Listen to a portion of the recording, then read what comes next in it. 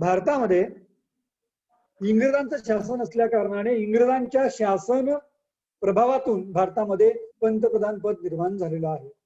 मग आता इंग्लंडमध्ये कशा प्रकारे पंतप्रधान पदाची निर्मिती झाली थोडसा इतिहास आपण लक्षात घेऊ. बघा, इंग्लंडमध्ये 1215 पासून तर साधारणतः 1688 पर्यंत एक मोठा बदल होत होता. आणि हा बदल एकंदरीत पार्लमेंट वर्सेस किंवा प्रजा वर्सेस राजा या माध्यमातून तो बदल होत होता. जेव्हा जेव्हा राजाला असं वाटलं की आपल्याला आता कर पाहिजे, पैसा कमी पडतोय, तेव्हा तेव्हा राजाने जनतेकडे कराची मागणी केली. आणि जेव्हा जेव्हा राजाने जनतेकडे कराची मागणी केली 1215 पासून, 1215चा मॅग्ना कार्टा, तेव्हापासून जनतेने अधिकाराची मागणी केली. म्हणजेच एकीकडे राजाचा कर कमी झाला की राजा कर इन्क्रीज करायचा आणि तिकडे म्हणजे जनतेचे अधिकार वाढायचे. आणि त्यातूनच इंग्लंडमध्ये पार्लमेंट नावाची संस्था स्थापित झाली. आणि मग एक काळ असा आला की राजा आणि पार्लमेंट यांच्यामध्ये संवाद साधण्यासाठी राजा, त्याला इंग्रजी भाषेचं नॉलेज नव्हतं कारण त्याचं मॅक्झिमम वास्तव्य हे इंग्लंडच्या बाहेर गेलेलं होतं. आणि इंग्लंडच्या बाहेर वास्तव्य झालेला चार्ल्स नावाचा राजा होता. चार्ल्स प्रथम, त्याला इंग्रजी भाषेचं नॉलेज नव्हतं. मग आता इंग्रजी भाषेचं नॉलेज नसलं की मग काय केलं जातं, पार्लमेंट सोबत त्याला संवाद साधायचा आहे, तो स्वतः साधू शकतो का? आणि पार्लमेंटचं जे काय म्हणणं असेल ते राजाला सांगायचंय. मग राजाने काय केलं, एक मीडिएटर ठेवला. आता मीडिएटर कसा, त्याचं जे मंत्रिमंडळ होतं, त्याच्या मंत्रिमंडळ म्हणजे त्याचं काय जसं शिवाजी महाराजांचं अष्टप्रधान मंडळ होतं वगैरे, तशा प्रकारे त्याचं सल्लागार मंडळ म्हणा वगैरे, त्याला मॅग्नम काउन्सिल वगैरे ते नंतरचे शब्द आहेत. थोडक्यात त्याचं जे सल्लागार मंडळ होतं, त्या सल्लागार मंडळामधला किंवा त्याला आपण आताचं मंत्रिमंडळ म्हणूया, त्या मंत्रिमंडळातला ज्येष्ठ व्यक्तीने अध्यक्ष करून टाकला की बाबा तू अध्यक्ष, आणि तू एकच काम करायचं, काय, पार्लमेंटचं काय म्हणणं आहे ते माझ्यापर्यंत कळवायचं आणि माझं काय म्हणणं आहे ते पार्लमेंट पर्यंत कळवायचं. आणि आणि कुणालाही तुझ्या परवानगीशिवाय मला भेटण्याची परवानगी राहणार नाही, असं त्याने सुरुवातीला ठणकावून सांगितलं. परिणाम असा झाला की त्या ठिकाणी चार्ल्स विल्यमला इंग्रजी भाषेची त्या ठिकाणी नॉलेज नव्हतं. मग जो मीडिएटर होता तो मीडिएटर हे काम करायचा. आणि अशा प्रकारेच मग आता काय होतं, राजाला फक्त एकाच व्यक्तीला भेटण्याची त्या ठिकाणी संधी होती आणि तो प्रमुख होता. लोक त्याला काय करतात, मग हेटाळणीच्या स्वरूपात त्याला प्राईम मिनिस्टर म्हटले जायचे. प्राईम, आता लक्षात घ्या, प्रीमियम शब्द ऐकला असेल तुम्ही, प्रीमियम ऐकला का? प्रीमियम क्वालिटी लक्षात येतं ना. प्रीमियम क्वालिटी म्हणजे आपण म्हणतो सर्वात वरची क्वालिटी आहे. मग त्या प्रकारे प्रीमियम म्हणून प्राईम म्हणजे प्राईम क्वालिटीचा आहे. म्हणजे थोडक्यात हा जो शब्द होता की त्यावेळेस मंत्र्यांपैकी एक मंत्री, ज्याला सुपेरियर समजलं जायचं, ज्याला राजाला भेटण्याचा अधिकार होता, तो एकटाच, म्हणून त्याला हेटाळणीच्या स्वरूपात म्हणजे उपहासात्मक त्याला प्राईम मिनिस्टर असा त्या ठिकाणी शब्द प्रयोग केला जायचा. आणि हाच शब्द प्रयोग कालांतराने त्या ठिकाणी रूढ झाला आणि मग हे तात्पुरतं स्वरूपात नियुक्त केलेलं पद परमनंट झालं. आणि तो राजा गेल्यानंतर हे पद मात्र कायम राहिलं, कारण राजाचे अधिकार मर्यादित होत गेले. आणि मग पार्लमेंटमध्ये निर्णय घेण्यासाठी प्रमुख कोण असावा, मग तो प्राईम मिनिस्टर, मग त्याचं मंत्रिमंडळ. म्हणजे एकंदरीत या पद्धतीने इंग्लंडमध्ये प्रधानमंत्री हे पद निर्माण झालं. आणि मग तिथे संसदीय शासन पद्धती, कारण तिथे आजही राजेशाही आहे आणि राजाला महत्वाचे अधिकार नाहीयेत. राजाचे अधिकार हे त्या ठिकाणी संपूर्ण राजाच्या नावानेच राज्यकारभार चालतो, मात्र त्या अधिकाराला एकंदरीत वापरण्याचं काम पंतप्रधान आणि मंत्रिमंडळ करत असतं. म्हणजेच प्रधानमंत्री आणि मंत्रिमंडळाची भूमिका या ठिकाणी महत्वपूर्ण ठरली. राजाचे अधिकार कमी झाले, राजा वीक पडला आणि आपोआप जे राजाचे अधिकार होते या प्राईम मिनिस्टरकडे आले. आता प्राईम मिनिस्टर एकटे अधिकार वापरू शकत नव्हता, त्याचं जे सल्लागार मंडळ होतं किंवा मंत्रिमंडळ होतं त्यानुसार तो अधिकार वापरायचा. आणि तीच प्रथा आणि परंपरा इंग्लंडमध्ये कायम झाली. तशा प्रकारेच आता इंग्लंडची वर्चस्व, इंग्लंडची सत्ता आपल्या भारतावर होती आणि त्यामुळेच इंग्लंडच्या या सत्ता संघर्षाला कंटाळून भारतीयांनी आपली सत्ता मागितली होती. आणि मग अशा परिस्थितीत इंग्लंडने काय केलं की आपल्याला अनुसरूनच 1935चा कायदा तयार केला आणि त्यामध्ये इंग्लंडच्या शासन व्यवस्थेची पूर्णपणे छाप आपल्याला आढळून येत होती. आणि या 1935च्या कायद्यामध्ये या पद्धतीने मग पार्लमेंट, ज्याला बहुमत असेल वगैरे, या पद्धतीने ती निर्मिती झाली. आणि त्यातून पंतप्रधानाचं पद आणखी विकसित झालं. म्हणजे सांगायचं तात्पर्य एकच आहे की प्रधानमंत्र्याचं पद हे एकंदरीत इंग्लंडमध्ये या पद्धतीने विकसित झालं आणि 1935च्या कायद्यानुसार भारतामध्ये त्या ठिकाणी त्याची रुजवणूक झाली आणि आज ते आपण जर बघितलं तर ते कायमस्वरूपी एक सन्मानपूर्वक पद म्हणून आपण त्याकडे बघतो आहोत. मग अशा प्रकारचं सन्मानपूर्वक पदाची निर्मिती या पद्धतीने झाली आपल्याला सांगता येईल. कळालंय तुम्हाला पार्श्वभूमी? कळाली का? हो हो हो. नंतरचं टायटल घ्या, पंतप्रधानाची पात्रता. पंतप्रधान पदाची पात्रता.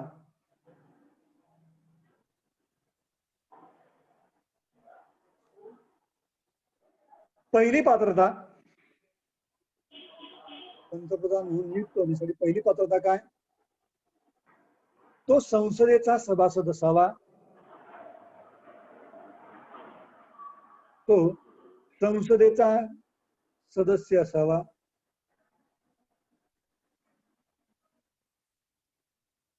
क्रमांक 2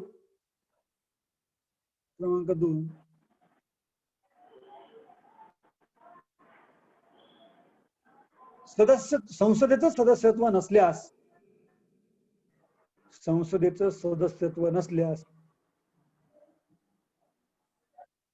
संसदेचं सदस्यत्व नसल्यास 6 महिन्याच्या आत सदस्यत्व प्राप्त करणे अनिवार्य आहे. संसदेचं सदस्यत्व नसल्यास 6 महिन्याच्या आत संसदेचं सदस्यत्व प्राप्त करणे आवश्यक आहे. आलं लक्षात? क्रमांक 3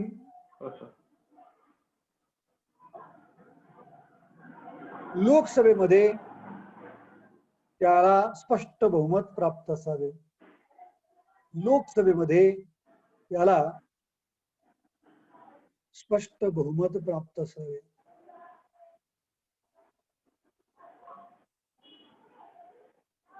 लोकसभेमध्ये त्याला स्पष्ट बहुमत प्राप्त असावे.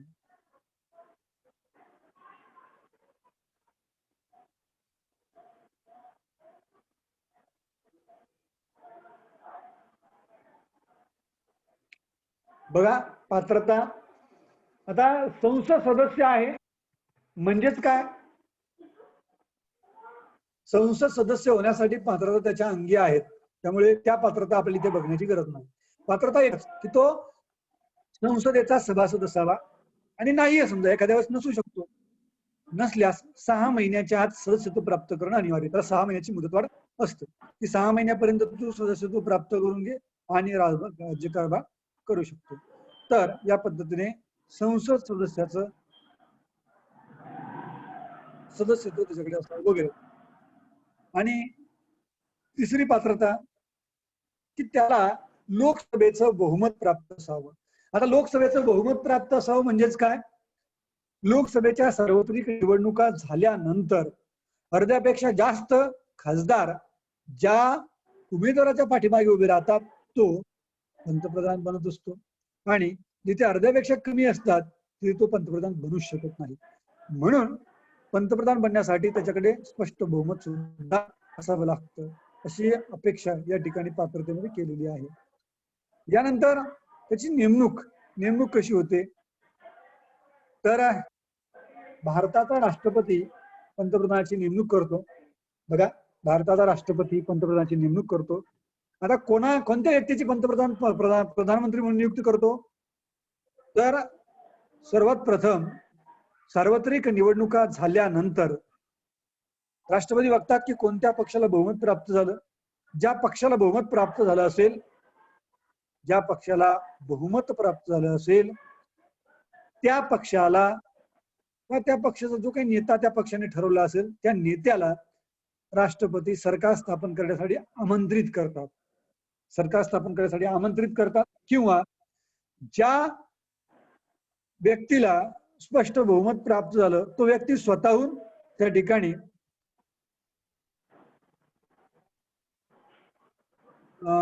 राष्ट्रपतीकडे बहुमत सिद्ध करण्यासाठी अर्ज करू शकतो की माझ्या पाठीमागे इतक्या प्रकारचे खासदार आहेत आणि मला तुम्ही पंतप्रधान करावं. एक तर त्याने स्वतःहून अर्ज केला असेल किंवा राष्ट्रपती स्वतःहून त्यांना इन्व्हिटेशन पाठवू शकतात. असं जेव्हा होईल तेव्हा तो व्यक्ती त्याच्या पाठीमागे बहुमत आहे असं ठरवलं जाईल आणि मग तो काय करतो, आपल्या पाठीमागे असणाऱ्या खासदारांच्या सह्या घेऊन तो राष्ट्रपतीकडे सबमिट करतो आणि राष्ट्रपती त्या डॉक्युमेंटचं व्हेरिफिकेशन करून त्या डॉक्युमेंटनुसार त्यांना शपथ घेण्यासाठी आमंत्रित करू शकतात की तुमची नियुक्ती तर झाली आता शपथ, कारण नियुक्तीनंतर शपथ महत्वाची असते. आणि मग शपथ घेण्यासाठी एखादं ग्राउंड किंवा कुठेही जिथे त्यांना वाटलं की बा इथे शपथ घ्यायची त्या ठिकाणी ते नियुक्तीनंतर शपथ घेण्यासाठी ते आमंत्रित करतात. तर थोडक्यात नेमणूक ही राष्ट्रपती करतात, परंतु राष्ट्रपती नेमणूक कशी करतात हो, ज्या व्यक्तीला बहुमत प्राप्त आहे अशाच व्यक्तीची नेमणूक करतात. समजलंय? हो सर. इंगोले आहे का आज? मोबाईल लावून दिला गायब झाला. हो सर, आहे सर. आहे ना? ओके, हो समजलं सर. का? इंगोले कळालं का? हो सर. ओके. तर पंतप्रधानाची नेमणूक राष्ट्रपती करतात. केवळ ती एक औपचारिकता आहे. वास्तविक पाहता पंतप्रधान हा स्वयं नियुक्तच असतो, कारण ज्या व्यक्तीला बहुमत प्राप्त झालं तो व्यक्ती या ठिकाणी पंतप्रधान म्हणून राष्ट्रपती नियुक्त करत असतात. राष्ट्रपतीला तेवढाच अधिकार प्राप्त आहे. ठीक आहे.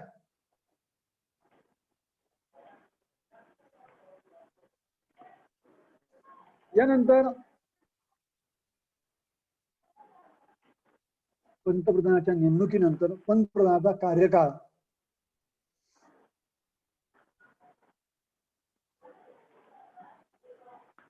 पंतप्रधानाचा कार्यकाळ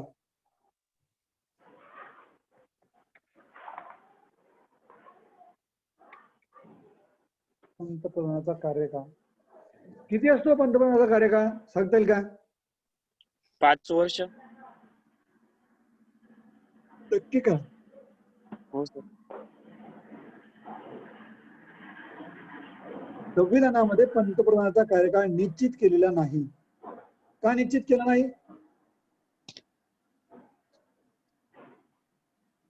कारण संसदेच्या आपल्या संविधानाच्या बाबतीत संविधानाच्या तरतुदी आहेत, त्या तरतुदी अशाच आहेत, जोपर्यंत लोकसभा सभागृहाचा विश्वास पंतप्रधानावर आहे तोपर्यंत तो पंतप्रधान पदावर असतो. सामान्य परिस्थितीत त्याचा कार्यकाल हा 5 वर्षाचा आहे. मात्र असामान्य परिस्थितीचा कार्यकाल कमी होऊ शकतो किंवा वाढू सुद्धा शकतो. तर सामान्य परिस्थितीत त्याचा कार्यकाल 5 वर्षाचा आहे. आलं लक्षात? हो सर. कार्यकाल लक्षात आला का? हो सर. आता हा कार्यकाल संपण्या अगोदर तो राजीनामा देऊ शकतो, त्याला पदावरून पायउतार केलं जाऊ शकतं, त्याच्यावर भ्रष्टाचाराचा आरोप झाला असेल तर त्याला कडक कार्यवाही सुद्धा त्याच्यावर होऊ शकते. विविध कारणं आहेत. परंतु सद्यस्थितीमध्ये आपण एकच बघू शकतो की त्याचा कार्यकाल हा एकंदरीत लोकसभेचा विश्वास असेपर्यंत आहे. सामान्य परिस्थितीचा कार्यकाल हा 5 वर्षाचा आहे. सामान्य परिस्थितीचा कार्यकाल हा 5 वर्षाचा आहे. लक्षात आलंय? हो सर. Okay, 1 minute.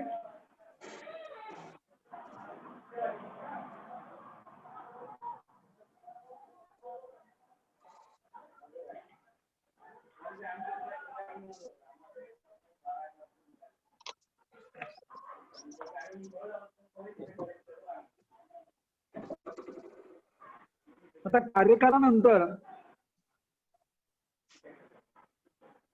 त्याची पद समाप्ती, नंतरचं टायटल काय? पद समाप्ती. पद समाप्तीमध्ये असं लिहा, स्वतःहून तो राजीनामा देऊ शकतो, स्वतःहून राजीनामा देऊ शकतो किंवा स्वतःहून राजीनामा देऊ शकतो किंवा मृत्यू झाला असेल मृत्यू झाला असेल किंवा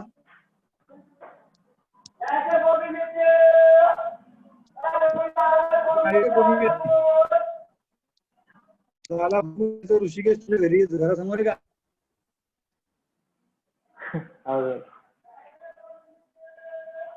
तर बघा त्याचा कार्य पदसमाप्ती केव्हा होईल, त्यांनी राजीनामा दिला असेल, मृत्यू झाला असेल किंवा लोकसभेने अविश्वास ठराव पारित केला असेल तेव्हा त्याची पदसमाप्ती होत असते. समजलंय? लोकसभेत त्याच्यावर अविश्वासाचा ठराव पारित केला असेल तेव्हा त्याची पदसमाप्ती होत असते. समजलं?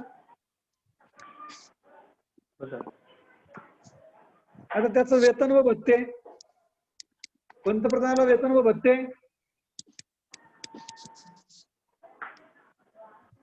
पंतप्रधानाला वेतन व भत्ते त्यामध्ये काय लिहाल? संसद ठरवेल, बघा संसद ठरवेल तेवढे वेतन व भत्ते पंतप्रधानाला मिळत असतात. संसद ठरवेल तेवढे वेतन व भत्ते पंतप्रधानाला मिळत असतात. याशिवाय मोफत निवासस्थान, नोकर चाकर वगैरे मिळत असते.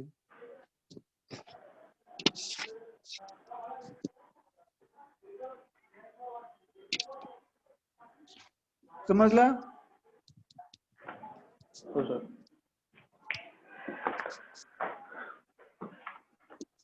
तर अशा प्रकारे पंतप्रधान पदाची रचना या ठिकाणी पाहता येते. यानंतर आपल्याला बघायचंय पंतप्रधान पदाचे अधिकार.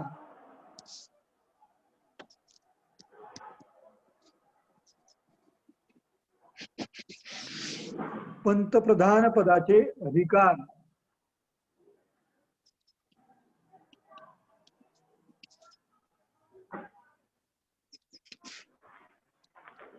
पंतप्रधान पदाचे अधिकार. आता काय पंतप्रधान पदाचे अधिकार सांगता येईल? प्रधानमंत्र्याला कोणते अधिकार प्राप्त असतात सांगता येतं का?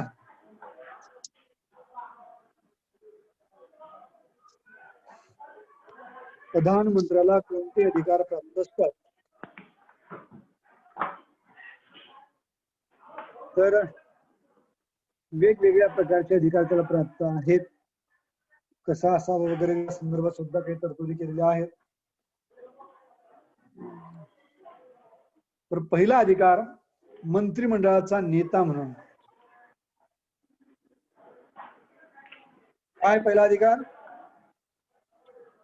मंत्रिमंडळाचा नेता म्हणून.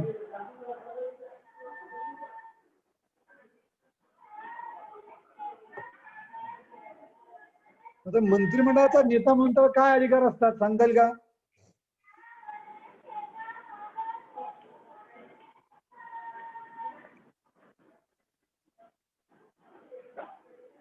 मंत्र्यांना काय अधिकार असतात काय सांगता येईल?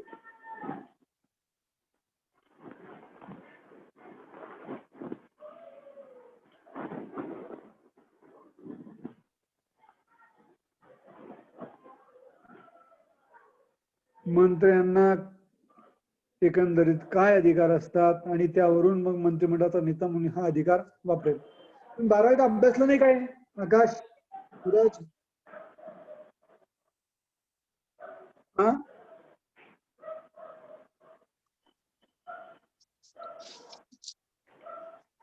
12वी राज्यशास्त्र होता का?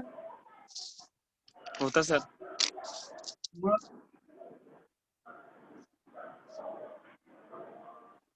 अहो मंत्रिमंडळाचा नेता पंतप्रधान असतो आणि पंतप्रधान हा मंत्रिमंडळाचा नेता म्हणून त्या ठिकाणी काम करत असतो. एका मंत्र्याची जरी चूक झाली तरी संपूर्ण मंत्रिमंडळाची जबाबदारी समजून त्यांनी राजीनामा दिला पाहिजे अशा प्रकारची अपेक्षा आहे. म्हणजे एका मंत्र्याची चूक म्हणजे संपूर्ण मंत्रिमंडळाची चूक आहे. कारण निर्णय घेत असताना कोणताही एक व्यक्ती निर्णय घेत नाही. मंत्रिमंडळामध्ये सर्वांच्या मताला सर्वांना सारख्या प्रकारचं व्हॅल्यू आहे आणि त्या पद्धतीने जर कामकाज चाललं लोकशाही पद्धतीने तर त्या ठिकाणी या प्रकारची नोबतच येणार नाही.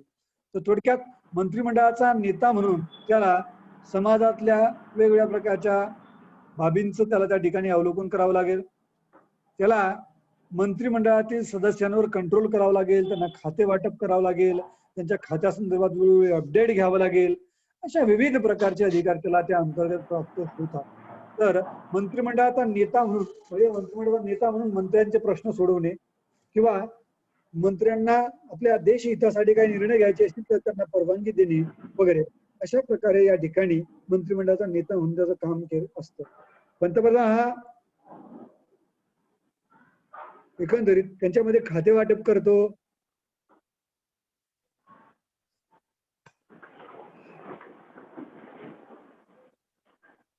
आपल्याकडे वेळ कमी आहे, 5 मिनिटं आहेत.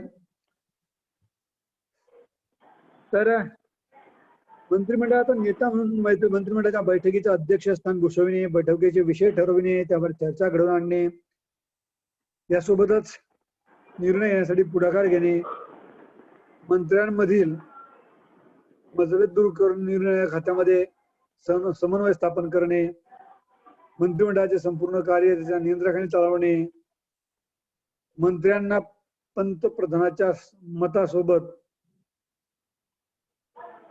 सहमत व्हावं लागतं. म्हणजे प्रधानमंत्र्याची मर्जी असेपर्यंतच कोणताही मंत्री सत्तेवर राहू शकतो, आपल्या पदावर राहू शकतो. एकट्या पंतप्रधानाचा राजीनामा म्हणजे संपूर्ण मंत्रिमंडळाचा राजीनामा समजला जातो. हाच मंत्रिमंडळाचा निर्माता आहे.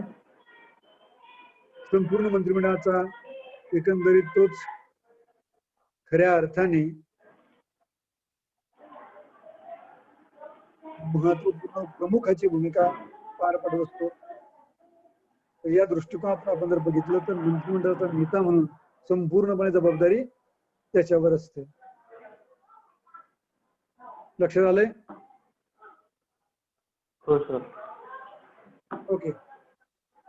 तर उर्वरित अधिकार आपण नंतरच्या पिरियडला बघूया. 5 मिनिटं आहेत, मला एक थोडस 5 मिनिटाचं काम आहे. उर्वरित अधिकार प्रधानमंत्र्याचे आपण नंतरच्या पिरियडला बघूया. ठीक आहे? हो सर. हो सर. आता रोज किमान जे जॉईन झालेत त्यांनी रोज जॉईन होत चला, जेणेकरून तुम्हाला अडचण येणार नाही. ठीक आहे?